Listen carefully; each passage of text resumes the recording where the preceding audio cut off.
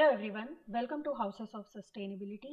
और आज हम पढ़ेंगे मटीरियलिटी असेसमेंट। ये मेरा 21वां वीडियो है। मेरे बाकी के वीडियो देखने के लिए आप प्लेलिस्ट को एक्सप्लोर कर सकते हैं। आज के वीडियो में हम देखेंगे मटीरियलिटी असेसमेंट क्या होता है, इसे कैसे किसी क्लाइंट के लिए परफॉर्म कर सकते हैं। तो क्योंकि इसमें हम आपको बताने वाले हैं कि आपको अगर अपने क्लाइंट के लिए मटीरियलिटी असेसमेंट करना है तो उसकी एंड टू एंड प्रोसेस क्या होगी, इसलिए इस सीरीज़ का नाम हमने रखा है DIY series, which is do it yourself. क्योंकि मेरी एक्सपेक्टेशन है कि ये वीडियोस देखने के बाद आप ये एनालिसिस और ये जो भी आप सीख रहे हैं ये आप अपने क्लाइंट के लिए या अपने खुद की कंपनी के लिए परफॉर्म कर सकते हैं। तो सबसे पहले हम ये देखते हैं कि मटीरियलिटी असेसमेंट होता क्या है। मटीरियलिटी असेसमेंट बेसिकली एक एक्सरसाइज होती है जिससे हम ये पता करते हैं कि हमारी कंपनी और उसके स्टेक होल्डर के लिए कौन से ESG टॉपिक हैं या इश्यूज हैं जो कि इम्पॉर्टेंट है। तो बेसिकली इस एक्सरसाइज को करके हमें फाइनली एक लिस्ट ऑफ टॉपिक मिलता है जिसको हम प्रायोरिटाइज कर सकते हैं हाई टू लो इम्पैक्ट की तरफ, और हम ये पता कर सकते हैं कि मेरी कंपनी और उसके स्टेक होल्डर के लिए ESG के इतने सारे टॉपिक में से कौन सा टॉपिक इम्पॉर्टेंट है। बेसिकली ESG टॉपिक बहुत सारे होते हैं, मतलब देयर आर 100+ ESG टॉपिक।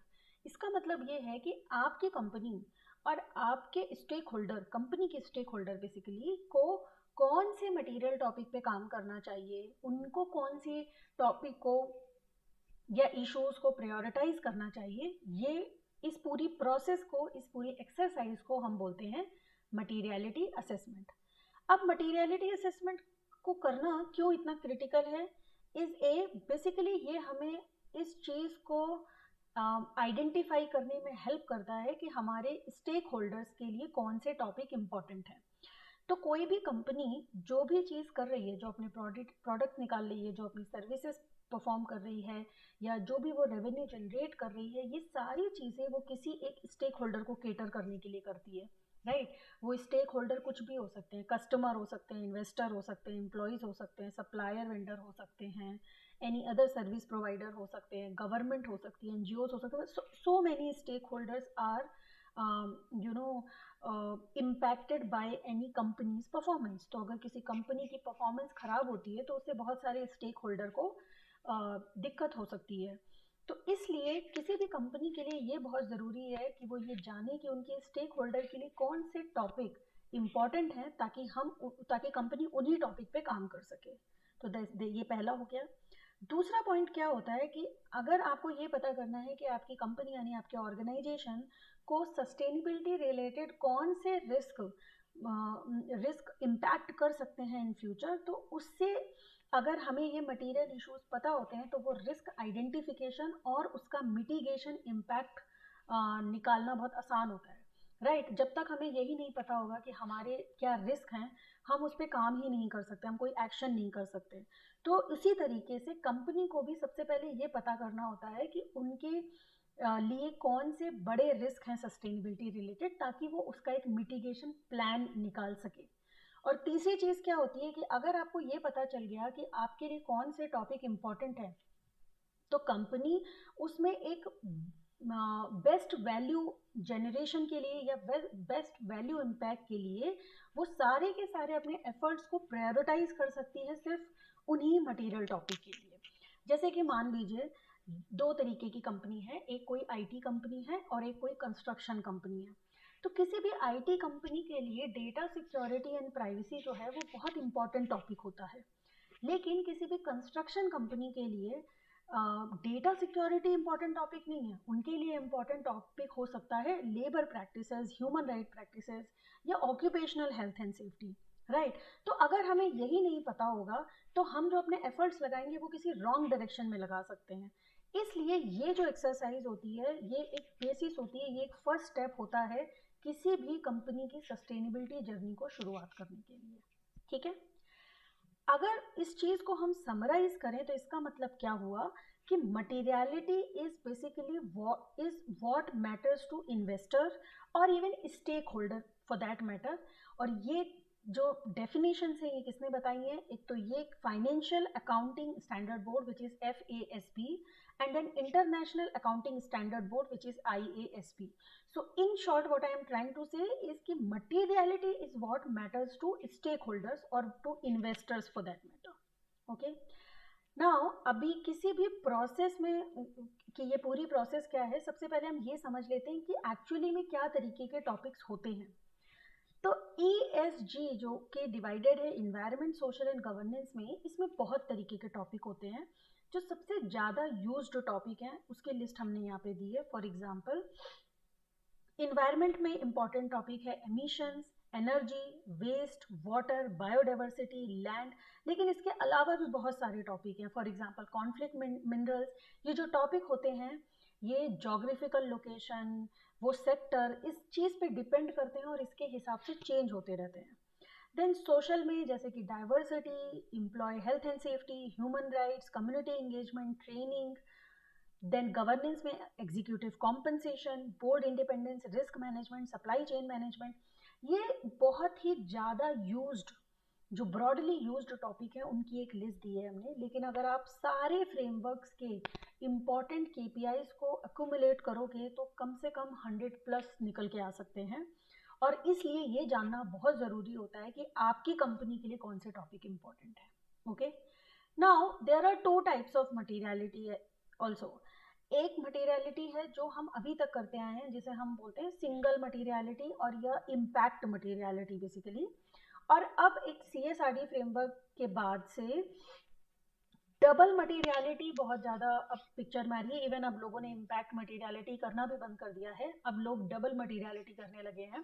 तो इम्पैक्ट मटीरियलिटी क्या होता है, जिसमें हम ये कैलकुलेट करते हैं कि बाहर का जो ये बेसिकली आउटसाइड इन अप्रोच होता है. विच मीन्स कि जो मेरा यूनिवर्स है, जो मेरा इन्वायरमेंट है, जो मेरे सोशल इश्यूज हैं, वो मेरी कंपनी और मेरे स्टेक होल्डर को कैसे इम्पैक्ट करेंगे. इसीलिए ये जो एरो है वो यूनिवर्स से कंपनी की तरफ को है, इसीलिए इसे आउटसाइड इन प्रोसेस बोलते हैं. कि हम इसमें ये चेक करते हैं कि आउटसाइड पर्सपेक्टिव कैसे मेरी कंपनी को और मेरे स्टेक होल्डर को इम्पैक्ट कर सकता है. ठीक है. जो डबल मटीरियलिटी होता है, it is a combination of impact materiality plus financial materiality.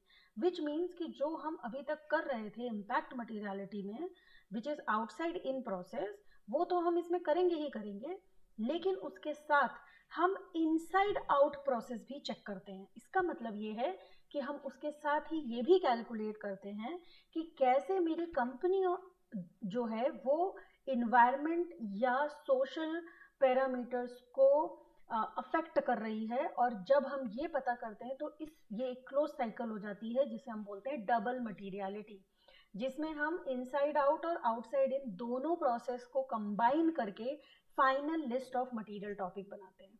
Okay. तो पहली प्रोसेस क्या है, विच इज आउटसाइड इन, जिसे हम बोलते हैं इम्पैक्ट मटीरियलिटी, जिसमें हम ये चेक करते हैं कि कैसे जो आउटसाइड वर्ल्ड है, यानी कि जो इन्वायरमेंटल और सोशल फैक्टर्स होते हैं, वो कैसे मेरी कंपनी और उसके स्टेक होल्डर को इम्पैक्ट करते हैं. इन डबल मटीरियलिटी हम क्या करते हैं, आउटसाइड इन के साथ साथ इनसाइड आउट. इसका मतलब मेरी कंपनी बाहर के फैक्टर्स यानी इन्वायरमेंटल और सोशल फैक्टर्स को कैसे इम्पैक्ट करती है, हम इसे भी अक्यूमुलेट कर लेते हैं. ठीक है. डबल मटीरियलिटी पे एक डिफरेंट सेशन होगा, जो कि इसके बाद वाला वीडियो होगा, तो हम उसके बारे में इसके बाद में बात करेंगे. इस वीडियो में मेरा फोकस होगा इम्पैक्ट मटीरियलिटी. नाउ GRI इस मटीरियलिटी के बारे में क्या कहता है. तो इम्पैक्ट मटीरियलिटी कैलकुलेट करने के 5 या 6 स्टेप्स हैं जो कि GRI ने बोले हैं. और अगर आप कभी भी GRI रिपोर्टिंग करते हो किसी क्लाइंट के लिए, तो ये स्टेप्स फॉलो करना बहुत ज़रूरी है. मोस्टली अगर आप एश्योरेंस के लिए जा रहे हो, क्योंकि एश्योरेंस आपको तभी मिलेगा जब आपने ये स्टेप्स फॉलो किए होंगे. ठीक है. तो स्टेप नंबर 1 क्या है कि सबसे पहले आप ऑर्गेनाइजेशन का कॉन्टेक्स्ट समझो. विच मीन्स कि आपका जो कंपनी है वो किस सेक्टर का है, किस जोग्राफिकल लोकेशन में है, उसके कॉम्पिटिटर्स कौन से हैं, वो किस फ्रेमवर्क में रिपोर्ट करना चाहती है, उनका विजन क्या है, उनका मिशन क्या है, उनका गोल क्या है. पहले ऑर्गेनाइजेशन को समझना होता है. उसके बाद हमें एक्चुअल और पोटेंशियल इम्पैक्ट निकालना होता है. विच मीन्स कि हम जब ऑर्गेनाइजेशन को समझ जाते हैं तो हम एक लिस्ट ऑफ मटेरियल टॉपिक निकालते हैं, जिससे हम ये समझते हैं कि वो टॉपिक हैं जो या तो एक्चुअल और या तो कुछ पोटेंशियल इम्पैक्ट क्रिएट कर सकते हैं। जैसे और ये जो टॉपिक होते हैं ये सेक्टर स्टैंडर्ड्स के बेसिस पे या इवन जोग्राफिकल लोकेशन के बेसिस पे भी निकाले जा सकते हैं। उसके बाद हम स्टेक होल्डर इंगेजमेंट या एक्सपर्ट इंगेजमेंट के थ्रू ये पता करते हैं कि उस टॉपिक्स का क्या सिग्निफिकेंस है, यानी कि जो इम्पैक्ट ऑफ सिग्निफिकेंस है वो कितना है, ये हमें पता चलता है स्टेक होल्डर इंगेजमेंट से। ये प्रोसेस के थ्रू ही आप प्रायोरिटाइज कर सकते हो अपने टॉपिक को, ओके, विच मीन्स कि मे बी आपने अपनी फर्स्ट या सेकेंड प्रोसेस से लिस्ट ऑफ टॉपिक निकाल दिए, मान लो वो 15 हैं, ठीक है, लेकिन वो 15 टॉपिक किस ऑर्डर में लिखने हैं, उसमें से सबसे ज़्यादा कौन सा इंपॉर्टेंट है और सबसे कम इंपॉर्टेंट कौन सा है, ये हमें पता चलता है स्टेक होल्डर इंगेजमेंट या एक्सपर्ट एनालिसिस या इंटरव्यू से, क्योंकि उसके बाद ही आपको हर एक इम्पैक्ट का एक सिग्निफिकेंस पता चलता है, ठीक है। ये तीसरा प्रोसेस करने के बाद फिर हम वो जो एनालिसिस कर लेते हैं उससे हम प्रायोरिटाइज करते हैं अपने मटेरियल इशू को हाई इम्पैक्ट से लो इम्पैक्ट की तरफ, और फिर हम फाइनली एक लिस्ट ऑफ मटेरियल टॉपिक निकाल के उसको मेरी ESG रिपोर्ट या इंटीग्रेटेड रिपोर्ट या सस्टेनेबिलिटी रिपोर्ट में फाइनली डिस्क्लोज कर देते हैं। This is what GRI says about materiality. Okay, GRI 2021 में जो GRI 3 इंडिकेटर है विच इज मटीरियल टॉपिक, वो मैंडेटरी होता है रिपोर्ट करने के लिए, जिसमें डिस्क्लोजर नंबर 3 का 1 जो है वो बात करता है process to determine material topic, यानी कि आपको ये डिस्क्लोज करना होता है कि आपने मटीरियल टॉपिक को निकालने के लिए को डिटरमाइन करने के लिए कौन सी प्रोसेस अडॉप्ट की है, जो कि बेसिकली यही 4-5 स्टेप्स होते हैं जिसको आपको बहुत ही कॉम्प्रिहेंसिव वे में लिखना होता है। देन डिस्क्लोजर 3.2 क्या बोलता है कि list of material topic, which means कि ये जो final list of material topic है जो बुलेट पॉइंट में आपको दिख रही है, जिसमें आपको हाई इम्पैक्ट से लो इम्पैक्ट की एक लिस्ट बना के देना होता है, दैट इज डिस्क्लोजर नंबर 3 का 2। नाउ डिस्क्लोजर नंबर 3 का 3 बोलता है management of material topics, which means कि अब ये सारे मटेरियल टॉपिक जो आपने निकाल लिए हैं ये आपके लिए एक रिस्क है या अपॉर्चुनिटी है, आपको ये आइडेंटिफाई करना होता है। अगर वो रिस्क है तो उसका मिटिगेशन मेजर क्या होगा, उसका मैनेजमेंट आप कैसे करने वाले हो, वो आपको लिख के देना होता है। और अगर या तो वो अपॉर्चुनिटी है तो उस अपॉर्चुनिटी को आप कैसे यूटिलाइज करने वाले हो अपने अपनी स्ट्रैटेजीज में, आपको वो मैनेजमेंट लिख के देना होता है। इररिस्पेक्टिव ऑफ वो मटेरियल टॉपिक रिस्क है या अपॉर्चुनिटी है या वो एक्चुअल इम्पैक्ट है या पोटेंशियल इम्पैक्ट है, वो जो भी हो, आपको उसका मैनेजमेंट कैसे करोगे, क्या है आपके सिस्टम में, उस टॉपिक को मैनेज करने के लिए आपको उसकी इंफॉर्मेशन देनी होती है, ठीक है। GRI ने जो फोकस किया है वो इम्पैक्ट मटीरियलिटी पे किया है। नाउ अब हम बात करेंगे कि हम स्टेप बाय स्टेप प्रोसेस क्या है मटीरियलिटी असेसमेंट को कंडक्ट करने की। तो सबसे पहला जो स्टेप होता है वो होता है कि आपको आइडेंटिफाई करना होता है अपना बेसिकली आपको आइडेंटिफाई करना होता है list of potential material topic. उसके बाद आपको आइडेंटिफाई करना होता है उसमें पोटेंशियल और एक्चुअल इम्पैक्ट क्या है। उसके बाद आपको उसके सिग्निफिकेंस को असेस करना होता है, देन आपको प्रायोरिटाइज करना होता है और फाइनली आप ग्राफ प्लॉट कर देते हो। अगर आप ये स्टेप्स देखोगे तो ये स्टेप्स GRI ने जो स्टेप्स बताए हैं ये उसी से ही इन अलाइनमेंट होते हैं। उसका रीजन ये होता है क्योंकि अगर आपको एश्योरेंस में जाना है तो आप जितना ज़्यादा अलाइंड लिखोगे उतनी जल्दी उतना अच्छे से एश्योरेंस मिलने के चांसेस होते हैं, ओके। तो ना this is the 5 step process to conduct a materiality assessment. Now we'll talk about the first step which is identify the list of potential material topic. इसमें आप क्या करते हो, सबसे पहले जो भी आपकी कंपनी है उनके पेयर्स की लिस्ट निकाल लेते हो। ट्राई करना टॉप 5 ग्लोबल और टॉप 5 लोकल पेयर्स निकालना, और ये 10 जो आपने पेयर्स या कॉम्पिटिटर्स की लिस्ट निकाली है आप इनकी रिपोर्ट में जाओ या इनकी वेबसाइट में जाओ, इन्होंने जो भी डॉक्यूमेंट पब्लिक डोमेन में डाला है उसमें जाके आप चेक करो कि इन्होंने अपने कौन से मटेरियल टॉपिक बोले हैं इन्होंने जब मटीरियलिटी असेसमेंट किया है तो उनके मटीरियल टॉपिक कौन से थे और उन्होंने कैसे प्रायोरिटाइज किया है, उस लिस्ट की प्रायोरिटी में हाई इम्पैक्ट से लो इम्पैक्ट में क्या है। इस तरीके से ये प्रोसेस अगर आप 10 कॉम्पिटिटर्स या पीयर्स के लिए करोगे तो आपको फाइनली एक आइडिया लग जाएगा कि कौन से मटेरियल टॉपिक हैं जो आपके कॉम्पिटिटर्स जो हैं उस पर रिपोर्ट कर रहे हैं। दूसरा चीज क्या है, framework and sector specific guidance. इसमें क्या करना होता है कि आप फॉर एग्जांपल आप जीआरआई फ्रेमवर्क से अलाइंड होके आप रिपोर्ट करना चाहते हो तो ऑफ कोर्स आपके जो प्रोसेस होनी चाहिए वो जीआरआई अलाइंड होनी चाहिए। एंड सेक्टर गाइडेंस मतलब आप क्या करते हो, आप SASB की वेबसाइट में जाओ। SASB की वेबसाइट में आप अपने सेक्टर, जो भी आपकी कंपनी है, मान लो आप आईटी सेक्टर से हो तो आप वहां पर अपना आईटी सेक्टर लिखो और मटीरियलिटी फाइंडर में आपको मिल जाएगा लिस्ट ऑफ टॉपिक जो इस सेक्टर के लिए इंपॉर्टेंट है। ठीक है। तीसरा है rating and scoring agencies guidance, which means कि हर कंपनी जो रिपोर्ट करती है वो बेसिकली कर रही है इस पर्पज से कि at the end of the year उन्हें जो रेटिंग एजेंसीज या स्कोर एजेंसीज होती हैं उनके अच्छे स्कोर मिले, जैसे कि DJSI, सस्टेनालिटिक्स, FTSE रसल या ISS का स्कोर। बेसिकली बहुत सारे स्कोरिंग वेबसाइट्स हैं जो स्कोर देती हैं। आपको क्या करना होता है, उनके भी आपके सेक्टर के लिए उन्होंने अपने वेबसाइट में मटेरियलिटी के लिए कौन से टॉपिक इंपॉर्टेंट बताए हैं उसकी लिस्ट बनानी होती है। ठीक है। तो होता क्या है कि जब आप peer benchmarking, framework and sector guidance, rating, scoring agencies का गाइडेंस, जब आप ये सारे गाइडेंस देख लेते हो तो ये सारे गाइडेंस के बाद आपको 15 से 20 कुछ ऐसे कॉमन टॉपिक मिल जाते हैं जो आपको समझ में आ जाता है कि ये मेरे कंपनी के लिए इम्पॉर्टेंट टॉपिक हैं। ठीक है, ये मेरे पोटेंशियल मटेरियल टॉपिक हो सकते हैं। इसमें से सबसे अच्छा प्रोसेस यही है कि आप कॉम्पिटिटर के जो टॉपिक हैं उनका एक कॉमन जो टॉपिक है उनको निकाल लो, जो SASB बोलता है उन टॉपिक को मस्ट रखो, और जो DJSI यानी CSA गाइडेंस बोल रहा है मटेरियल टॉपिक के लिए उनको रखो। तो आपको फाइनली कुछ 10 से 15 मटेरियल टॉपिक मिल जाते हैं। उसके बाद हम क्या करते हैं, वो मटेरियल टॉपिक को निकालने के बाद, जिसे हम एक डेस्क एनालिसिस भी बोलते हैं, इसको निकालने के बाद हम वो मटेरियल टॉपिक की मैनेजमेंट टीम के साथ एक डिस्कशन करते हैं, विच मीन्स जिसको आप रिपोर्ट कर रहे हो, अगर आप क्लाइंट साइड में भी हो तो जो भी आपका स्पॉक है, जो आपके लीडर हैं या जो मैनेजमेंट टीम है, आप उनको वो लिस्ट ऑफ टॉपिक भेजते हो और आप उनसे पूछते हो कि are you comfortable with this topic, can we go ahead and move ahead with the stakeholder engagement.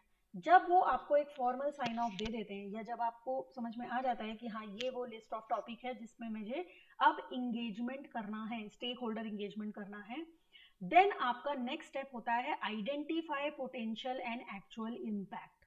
इसका मतलब क्या होता है कि आप क्या करते हो, सबसे पहला काम जो होता है वो आप करते हो कि आप स्टेक होल्डर आइडेंटिफाई करते हो, विच मीन्स कि अगर आप किसी क्लाइंट के लिए काम कर रहे हो तो आप उस क्लाइंट से बोलोगे कि आपके इंटरनल और एक्सटर्नल स्टेक होल्डर जो हैं वो कौन से हैं, जो की स्टेक होल्डर हैं जिनका ओपिनियन, जिनका फीडबैक आप लेना चाहते हो। उसकी आप एक लिस्ट बनाते हो, इंटरनल स्टेक होल्डर की लिस्ट बनाते हो with their contact details, external stakeholder की लिस्ट बनाते हो with their contact details. Then उसके बाद आप क्या करते हो, आप एक क्वेश्चनर बेस्ड सर्वे बनाते हो on these material topic, which means कि मान लो आपने 15 मटेरियल टॉपिक चूज किए, तो उसमें से हर टॉपिक पे आप पूछोगे, आपका क्वेश्चन कैसा होगा कि इस टॉपिक का इम्पैक्ट रेट करो फ्रॉम 1 to 5,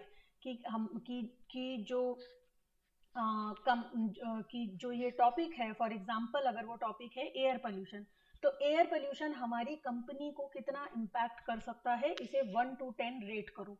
ठीक है, ये इस तरीके के हम सर्वे बनाते हैं फॉर ईच मटेरियल टॉपिक। हम उन्हें एक रेटिंग का ऑप्शन देते हैं 1 to 10, 1 to 5, आपको जैसे भी देना हो, और वो सर्वे फॉर्म हम अपने जो भी की स्टेक होल्डर हमने आइडेंटिफाई किए हैं उनको वो सर्वे फॉर्म भेज देते हैं। ठीक है, आपको चाहिए तो आप कुछ सेट ऑफ एक्सपर्ट्स का इंटरव्यू भी ले सकते हो उनका क्वालिटेटिव फीडबैक जानने के लिए। अगर आप ये प्रोसेस करते हो तो आपको और अच्छा फीडबैक मिलेगा और अच्छा ओपिनियन मिलेगा और आपको पता चलेगा कि कौन से मटेरियल टॉपिक रियली पोटेंशियल या एक्चुअल इम्पैक्ट रखते हैं। ठीक है, इसमें इसमें आपको बहुत सारी चीज़ें, जब आप फॉर्म क्रिएट करते हो तो आपको बहुत तरीके की चीज़ें आइडेंटिफाई करनी होती है।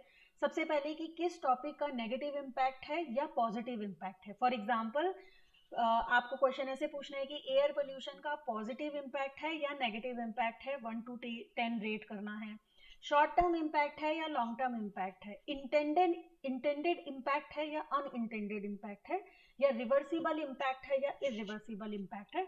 इस तरीके के आप क्वेश्चन का आप 1 to 10 आप रेंज दे सकते हो, जिससे जो भी स्टेक होल्डर है वो उसमें कोई तो नंबर पे सबमिशन कर देगा।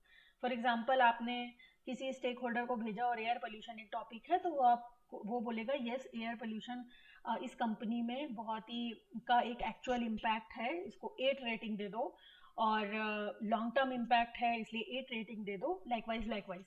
ऐसे करके आपको क्या होता है, स्टेक होल्डर इंगेजमेंट सर्वे फॉर्म जो आपने भेजा है उसमें आपको वो सारे स्टेक होल्डर से जो आपने आइडेंटिफाई किए थे, जिनको आपने फॉर्म भेजा था, उनसे एक इनपुट मिल जाता है। और उसके बाद का स्टेप है कि आप उस इनपुट को असेस करते हो।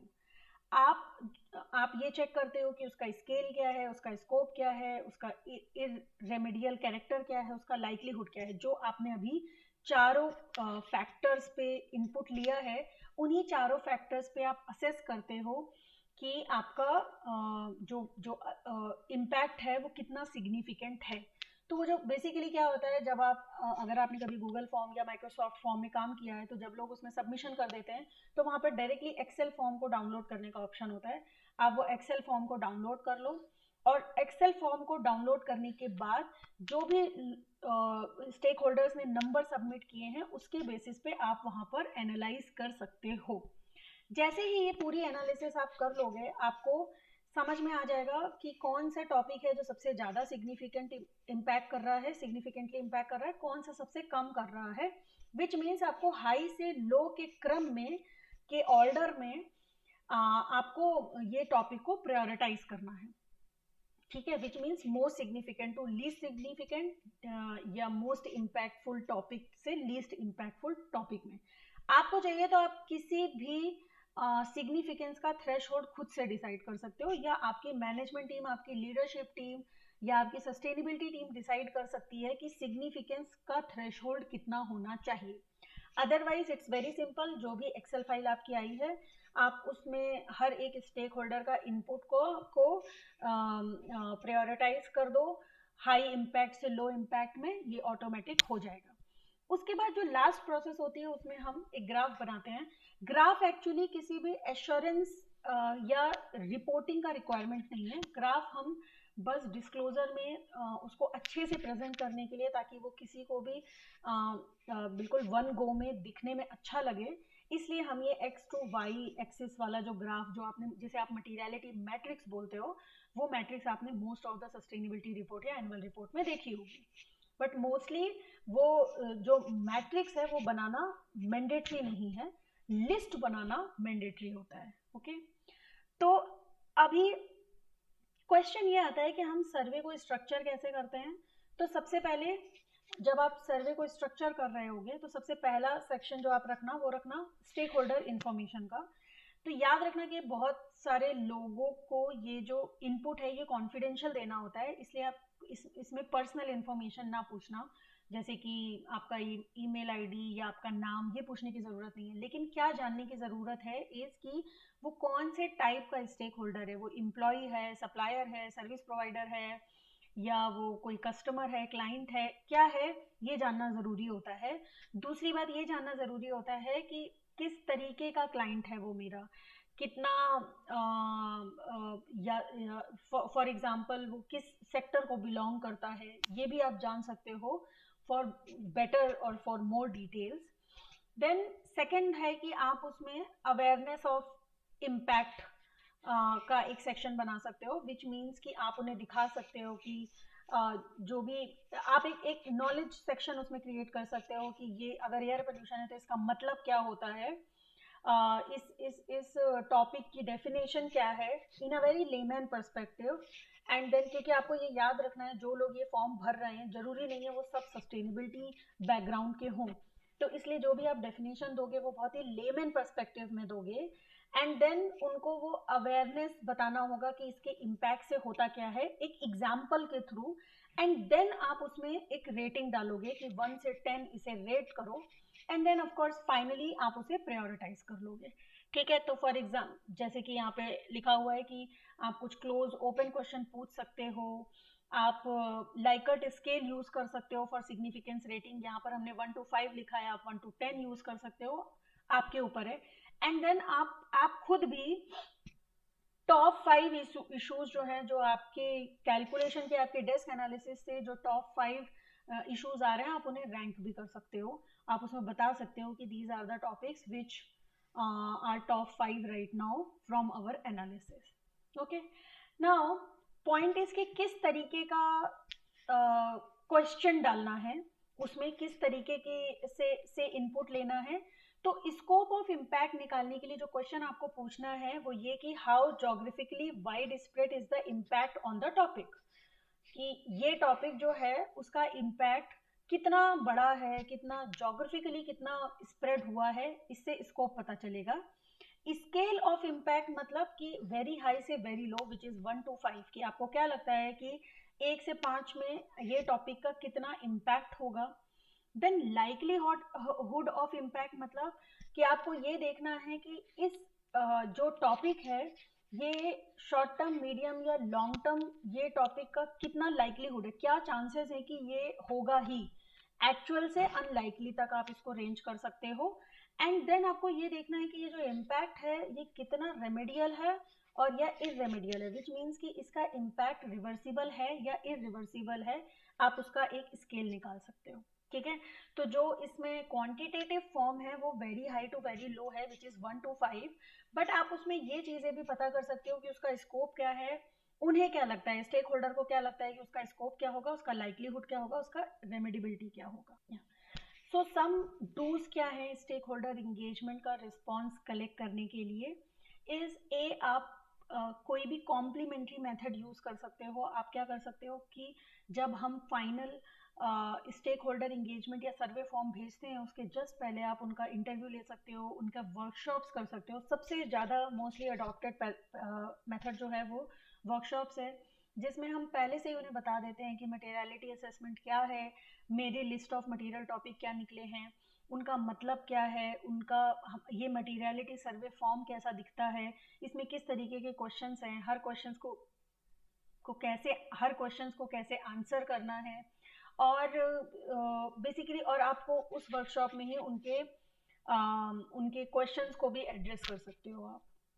देन सेकेंड चीज इज कि अगर आपको ये नहीं करना तो एटलीस्ट आप सर्वे फॉर्म में जो हर मटेरियल टॉपिक है उसकी डेफिनेशंस लिख सकते हो, और उनको बहुत ही लेमैन पर्सपेक्टिव से लिखना होता है ताकि उनके लिए बहुत अंडरस्टैंडेबल हो। सी हर स्टेक होल्डर आपके सेम फील्ड या डोमेन का नहीं होता, तो विच मीन्स कि आपको बहुत ही लेमैन पर्सपेक्टिव से डेफिनेशंस लिखनी होती हैं।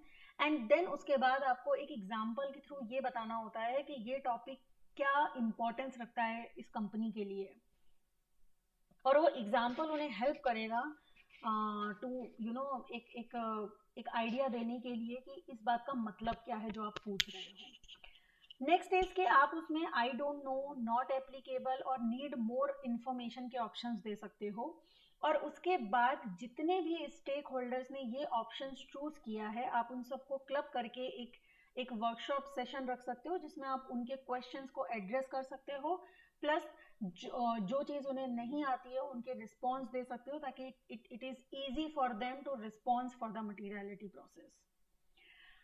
इसके बाद में है कि आप एक डुअल मटीरियलिटी यानी कि क्वालिटेटिव प्लस क्वांटिटेटिव अप्रोच ले सकते हो, विच मीन्स कि स्टेक होल्डर इनपुट तो आप ऑलरेडी ले ही रहे हो, आप एक्सपर्ट इंटरव्यूज ले सकते हो, और उन एक्सपर्ट इंटरव्यू से आप क्वालिटेटिव और क्वांटिटेटिव दोनों तरीके के फीडबैक ले सकते हो, और फिर उन फीडबैक को भी आप अपने स्टेक होल्डर इनपुट में कंबाइन कर सकते हो।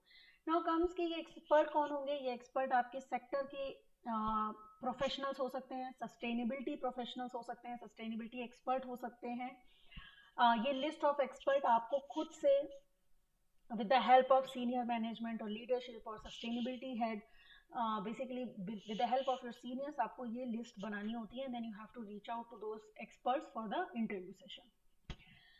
Now ये matrix दिखती कैसी है? So this is how your materiality looks like.